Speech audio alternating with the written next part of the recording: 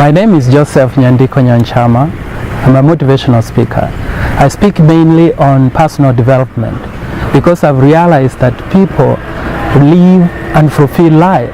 So I set up a mission which is to transform the latent energy of the Kenyan people and others in the rest of the world into active energy to enable them live a fulfilled life. That is how I wish to live personally. That is how I envision my legacy, because I want to be judged to be a man of high yield, both in life and death. What about you, friends? And before you tell me what about you, or before I tell you what you need to do, I wanted to tell you a bit more about what I do or what the company I'm associated with do.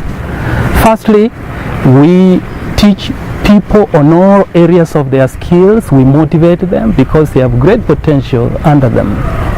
How I got this particular energy or motivation to teach people is the influence I got from my mother. My mother used to do simple acts, simple statements that she used to make. But once I have grown up, I've started to live backwards to understand the impact of those simple acts. When I thought about them, they really perplexed me. But before I tell you about my mother's lessons that I learned, which I call the life lessons of my mother, let me tell you a very brief story. In the old Chinese Empire, if you are invited to dine in a rich family, you will show respect to your host by tossing chicken bones over your shoulders to the floor. If you do that, according to the kings, then you are showing respect, or you have recognized that he has many servants to be able to tighten the floor or the room. Many of you have been invited to dine in many places, including many posh hotels, but you don't put chicken bones on the floor. But the Chinese Empire, if you are invited there, remember, you throw the chicken bones on the floor as a testament that you recognize your host is a wealthy man. Those are the simple events. Similarly, my mother used to do simple events, simple statements.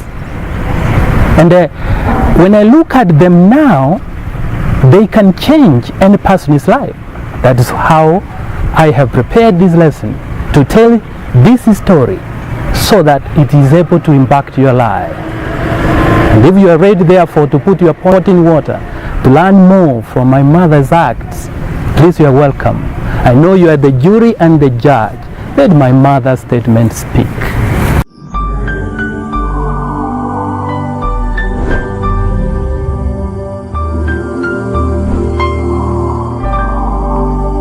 One day, I came home. I found my mother spreading wimbi outside our house.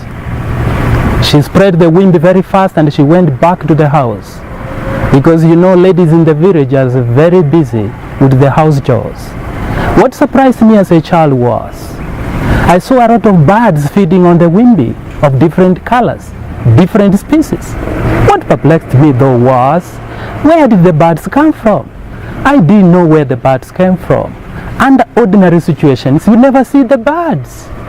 What did I learn from that episode?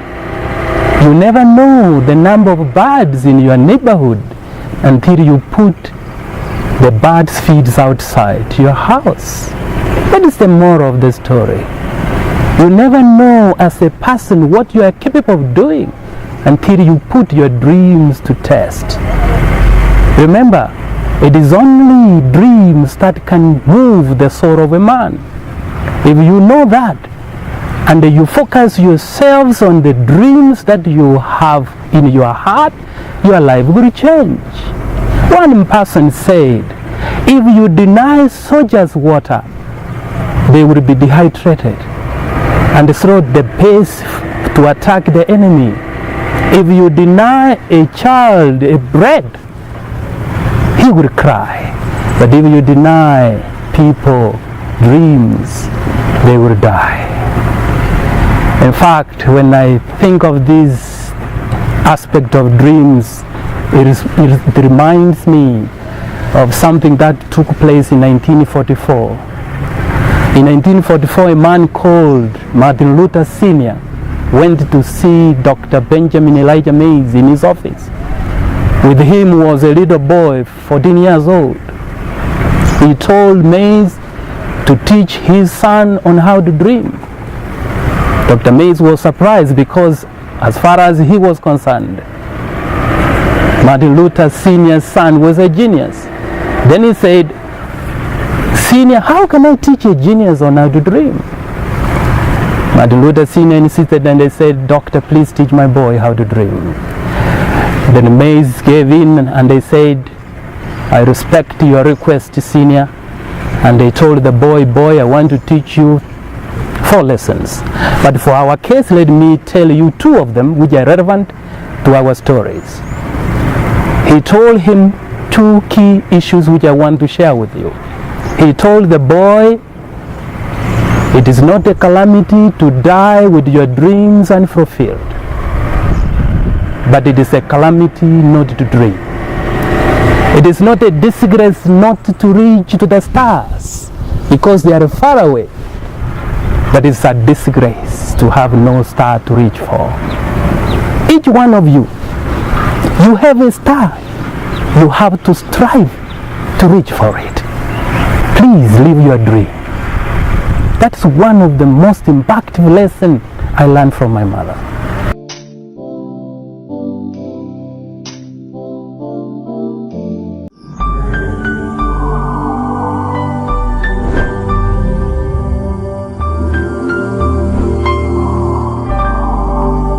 Let's move to lesson 2.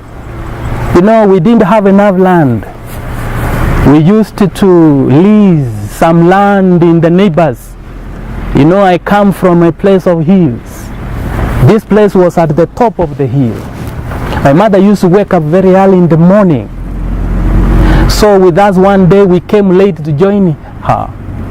And she was very annoyed, and she said, "Where have you been?" We told her that, you know, and my brother, that, you know, the hill is so steep. We took time to climb. Then she screamed and said, "What did you expect? Coming on the top of the hill, you have to climb. You have to climb." I learned a lesson, friends, that you cannot drift to the top of the hill. You must climb. And as you climb, you must sweat. In fact, it is not just confined on my mother's thinking. It is even contained in the whole book, the Bible. You must work 6 days a week, and then rest 1 day. So if you overrest, the jungle will overtake the village. If you overrest, the weeds will take the gardens. That's what my mother was saying. You have to work and sweat. But many people relax expecting manners to come to them. It won't happen, friends. Learn from my mother. You cannot drift to the top of the hill. You must climb. But coming down to the valley, my mother so retorted, you can even push yourself and you will roll down the hill. It is easier to go to the valley than to go to the top of the hill. But many people have chosen the easier part. Just trying to get where you have not worked is equivalent trying to roll yourself to the valley. Avoid going to the valley, climb the hill if you want to go to the top. That sweat is necessary for your success, because if you don't sweat and you seek wealth, it is in fact like putting up a house, a permanent house, mixing sand with the cement. That house, I guarantee you, cannot stand. Sweat is the only thing that can cement your wealth. You can now understand what I'm talking about. If you are corrupted and get things in corrupt means, it's like putting up a house, mixing sand with cement without water. That wealth will not stand. If you want your children and grandchildren to enjoy your wealth, you must cement it, and that will require a sweat. I learned this one from my mother.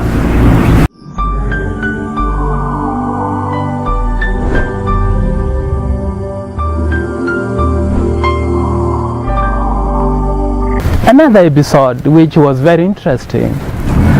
You know, we were eating, you know, we didn't have chairs, so we were just on the floor eating, enjoying. And then my mother, all of a sudden, after having pouring milk, you know, we used to have traditional cows. After having us poured, each one of us, we were quite several brothers, pouring us milk. But they used to warn us, particularly to me, said, hey, watch, the flies may enter into the cup in your milk. And this would not be very good for you, son. I learned one thing from here. Later, as I grew, I realized that my mother was not talking simply about milk. He was simply cautioning me to warn me about my life, to warn me about what I put in my body, what I swallow into my stomach. This is important for people to know. Take care of what gone into your body, because your body is the temple of God. Take care what you take into your mind. In fact, one man once said, stand guard at the door of your mind. Watch what you watch. Watch what you read. Strictly, you must observe what kind of books you read. Your mind is your factory. The factory, if it has to produce premium products, you must put in very quality material. We call them ingredients, quality ingredients. That's what my mother simply was saying. Take care. If you become casual to your life, that's the moral of the story, you will end up in the casualty. All Kenyans, you can learn much from this particular instinct, particularly the youth. Remember, as my mother was cautioning me to watch any fly not to enter in the cup where the milk was, he was simply cautioning me to check what I take in, particularly to the youth. One, take care what you take. Don't drink hard stuff. Your health can be spoiled. Remember, your body is your temple. Watch what you watch on television. Don't watch bad habits which are exhibited from other countries. Those people are in business. They are acting. You take them as a gospel truth and you start to mimic. Please don't. Refrain from watching bad stuff on TV. Watch what you read. As I said, stand guard at the door of your mind and read great ideas. Because if you read great ideas, as stated by Orpha Wendell, who said, man is mind, stretched by a new idea, it will never regain its original dimensions. If you take care on what you drink, on what you watch, on what you read, your life will never be the same again. And in fact, this will be a turning point for you. I want you, I plead to you to take this session as like a half time. Take me as your coach. Remember, your life is not lost if you have been engaged on similar things. The second half is where the game is won. I know majority of you love football. Remember, a game is won or lost in the second half. If you take into account my mother's lessons, you are going to win this game, the second half. Only if you learn intently what my mother told me.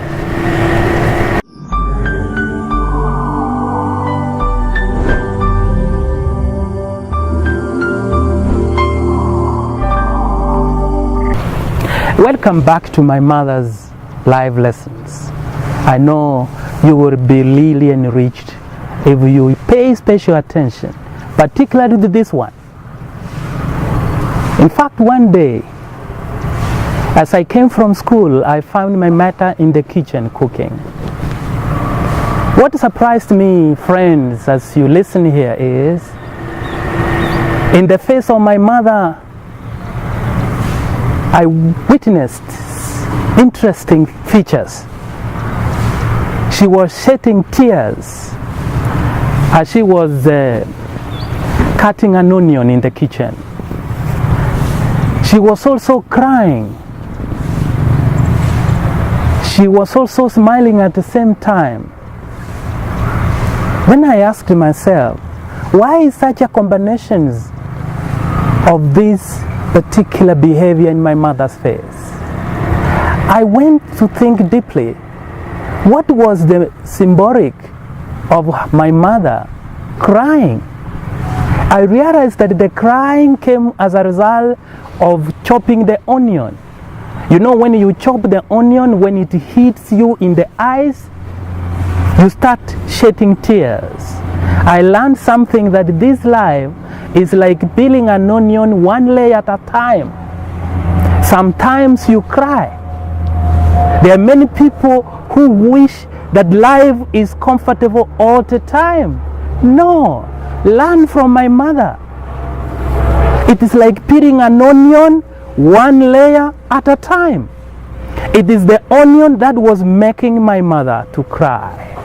And for those who have actually cooked and using the onion, when you cut and the sensation hits your eyes, you shed tears.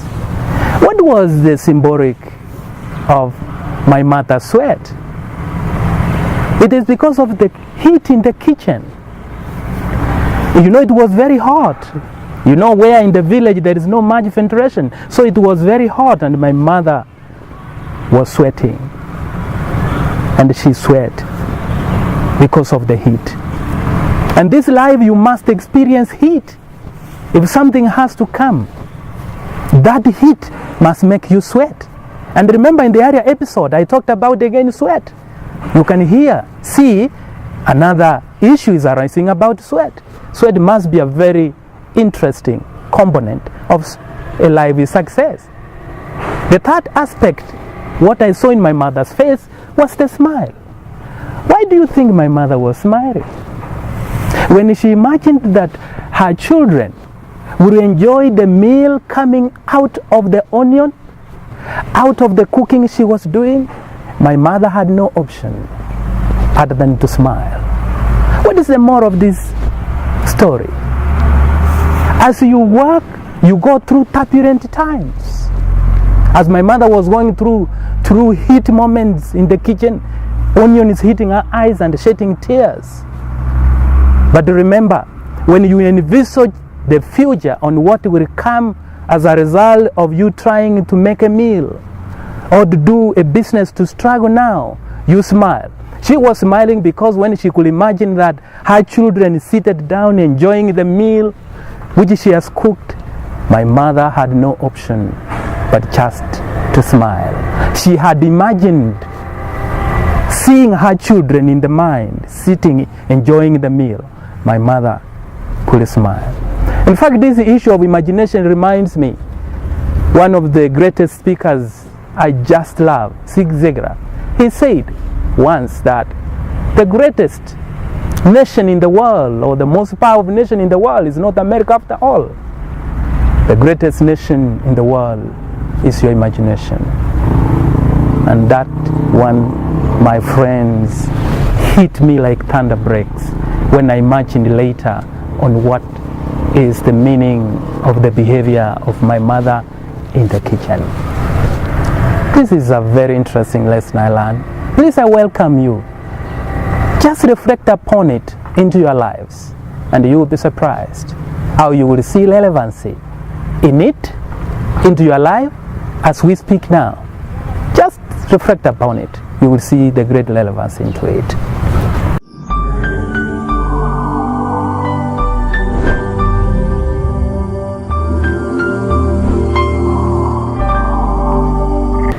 One day I came home from high school. This time I was now grown up. I came home, and when I reached home, I found our compound was very dirty. There was overgrown grass, overgrown trees. I started complaining before my mother. I said, "You mean there is no one here who could see that the grass is overgrown and cut the grass?" My mother just kept quiet. I continued to complain. All of a sudden I heard a shout at me, "Don't be stupid.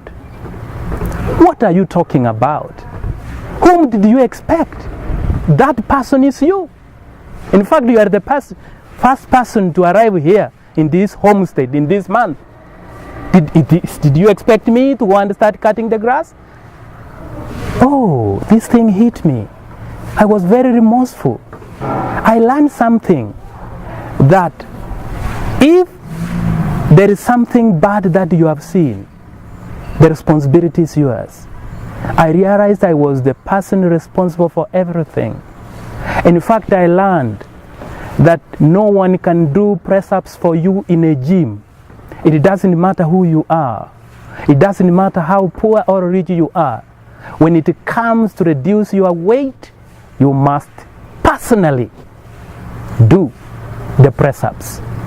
This lesson, I learned it, and in fact hit me and changed my life. This particular lesson from my mother is applicable across, from all leadership, from all employees, even in companies. Remember, when you are given a job, view yourself as the managing director of a company called Personal Entrepreneurship Company Limited, with one employee, yourself, and one managing director, yourself. If you want a promotion on the work you have done, you go to the mirror and ask the person you see in the mirror to give you the promotion. And you know, most of us continue to complain. We complain about the government policy. Everything is about somebody. Your failure is about somebody. One person said, in fact, it's Earl Nightingale said, all people are self-made, but only the successful one can admit. It is only the successful people who will say, you know, I am self-made. But failures will always blame someone. And that is why from this complaint, I learned that it is you who is personally responsible for the position you are. Therefore, if you want to change your position, look inward, yourself. Not the government, not the company policy, not anyone. You are personally responsible. This one I learned from my mother. Many people find them complaining every day on everything, government policy and everything. Even from the Bible, you know, the children of Israel, they never reached the promised land. Because they complained about water, they complained the hardship, they complained. In fact, even God must have cancelled the trip. He must have said the trip cancelled. Because complaint, we call it the cancer of the bone. Most people fail, but they will never admit it. Earl Nightingale said one time, all people are self-made, but only successful ones can admit. The import of this statement is, it is only the successful people you hear, and this one you can bear testimony, who will say, you know, I have built my wealth single-handedly. Proudly saying, they say they are self-made. They attribute their success to their personal effort. In fact, some of them, personally as a Christian, I know if I have to succeed, I attribute my success to God. But many attribute their success to their personal effort. But what do their failures do? They blame someone else. They blame government. They can blame the parents. They can blame the brother. In fact, they will never admit that they are personally responsible for the state they are in. But I learned this one from my mother. I will never blame anyone. If there is any failure that is within me, then I need to look inward. And this is what I want to advise fellow Kenyans and people listening to me across the world. That if we want to progress, if you want to progress, don't look outward, look inward.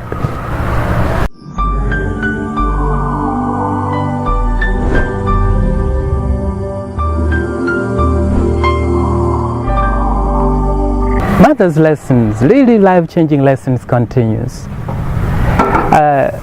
One day, you see, we missed some vegetables, and my mother had cooked ugali, and then he shared with us 2 bananas each per brother. We were brothers, around 3 of us seated. It was lunch hour. He gave us, each of us, 2 bananas. Where I come from, they are very sweet bananas. You can use the bananas to eat ugali with. So he gave us each. All of a sudden, our neighbor's son came to join us. Then my mother told me, give your friend 1 banana. I said, this boy, I didn't give him 1 for banana. I cut the 2nd banana, and my mother was not happy. She told me, give him the full banana. Why do you cut? What I learned there was, why was I cutting the banana? I had 1 full one. In fact, my mother was trying to teach me about service. You must serve others. He was teaching me about giving. When you give in good faith, do not be selfish. And you find that many things that happen in life is as a result of people wanting to take everything. Even the challenge we have in the world about corruption is about this behavior I had before I learned from my mother. Wanting to take everything. Remember, I learned that you do not become a millionaire because you have $1 million shillings in the bank. You become a millionaire because you touch 1 million lives. I wish those people want to take everything from others learn this. I wish those who are corrupt, wanting to grab everything, learn from this lesson. You do not become a millionaire because you have 1 million shillings in the bank. You become a millionaire because you touch and influence 1 million lives. That is an attitude I expect and I believe our leadership should embrace, because I learned it from my mother. In fact, the East have a saying that goes, a little fragrance clings to the hand that gives you roses. That is not the only one. Even if you look around, we have a lot of piped water. We usually say a pipe that passes water through never gets rusty or thirst. That one I learned from my mother. To serve, to give is the essence of living. In fact, even if you go to the back in the wildlife, look, for example, the elephant. If the elephant does not release to the environment, if it retains the food, it will finally die. It is by releasing to the environment that enables the grass to get green, and it ends eating the same green grass. You can see life is directly associated with living. If all our citizens, fellow citizens, want to live an abundant life, let us learn the virtue of giving.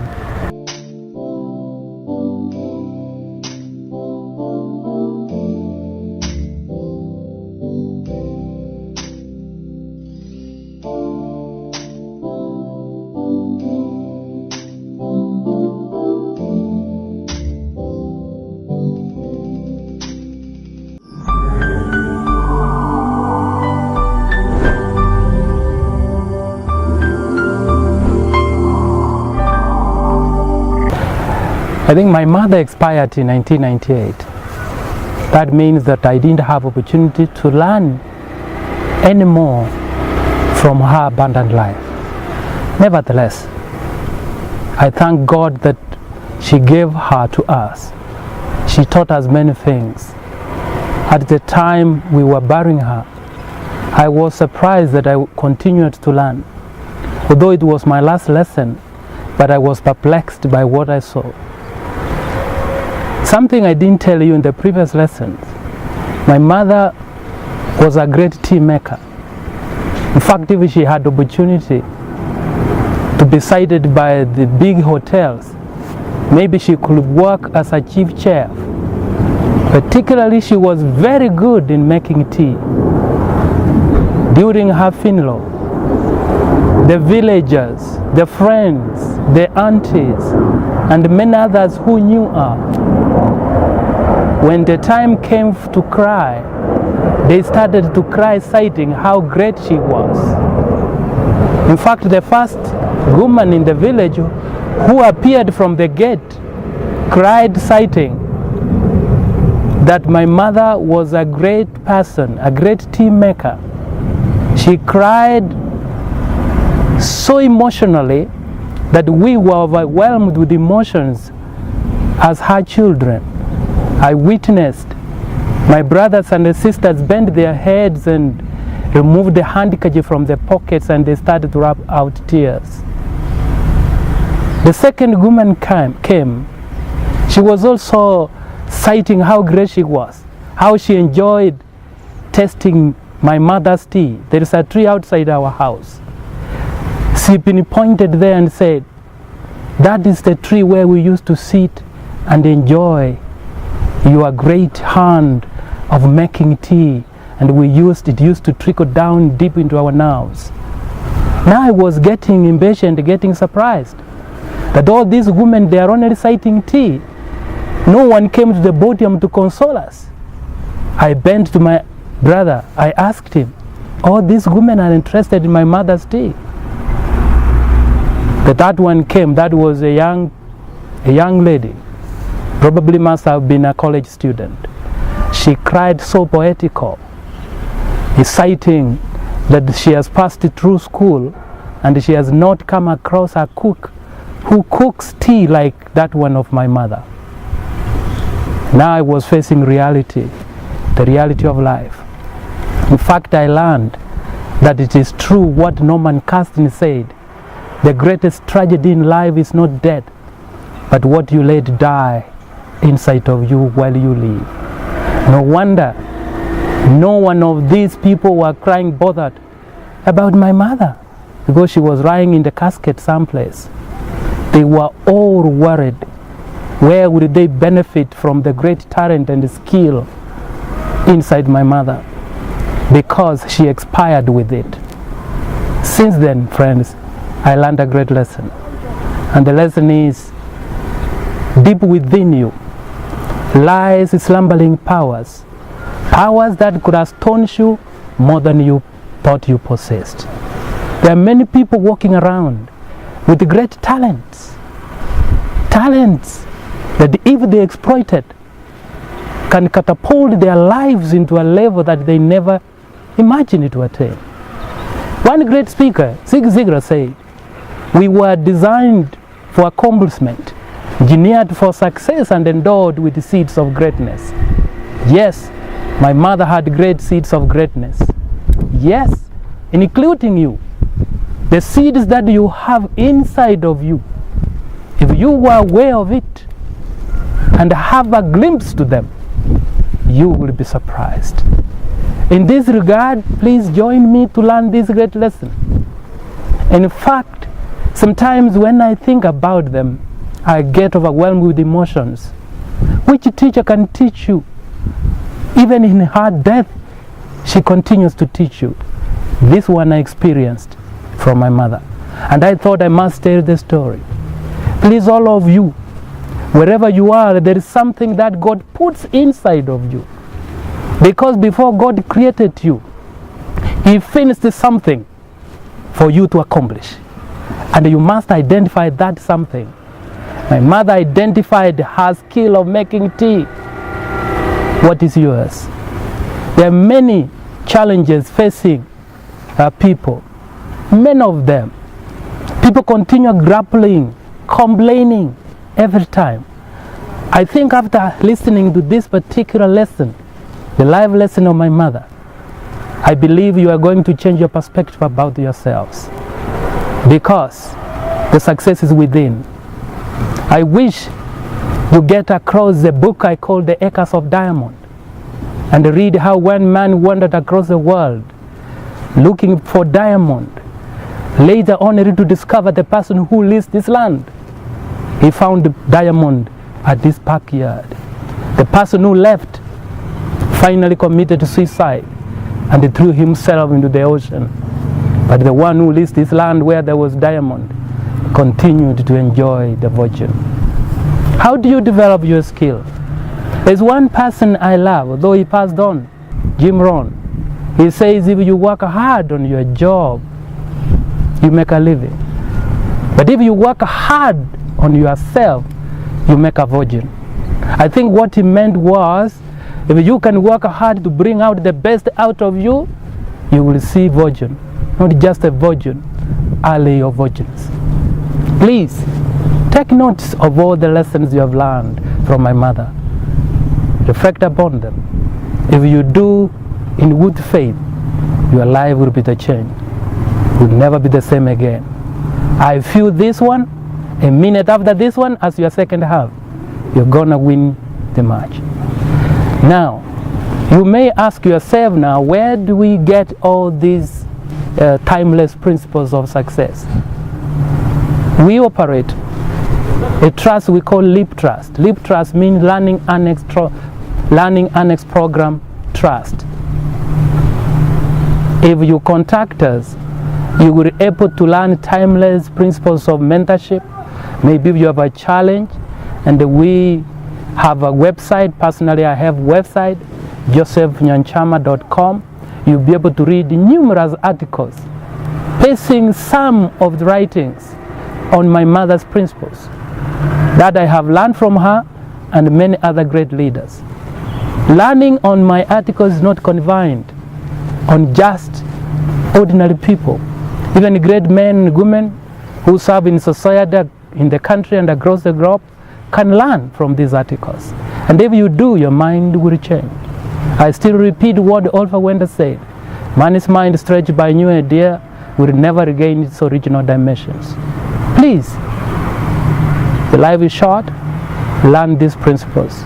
Leave a mark on the earth, because sometimes many people continue to grapple. As Jim Rohn sometimes says, never wish things were easier. Wish that you were better. You can be better by learning these principles. Never wish that there were lesser problems. Wish that you have more skills. You can learn more skills from these timeless principles. Never wish that you have less challenge, but wish that you have more wisdom. You can get this wisdom from learning from our articles, from accessing to us, and from learning from the lessons of life of my mother. Thank you.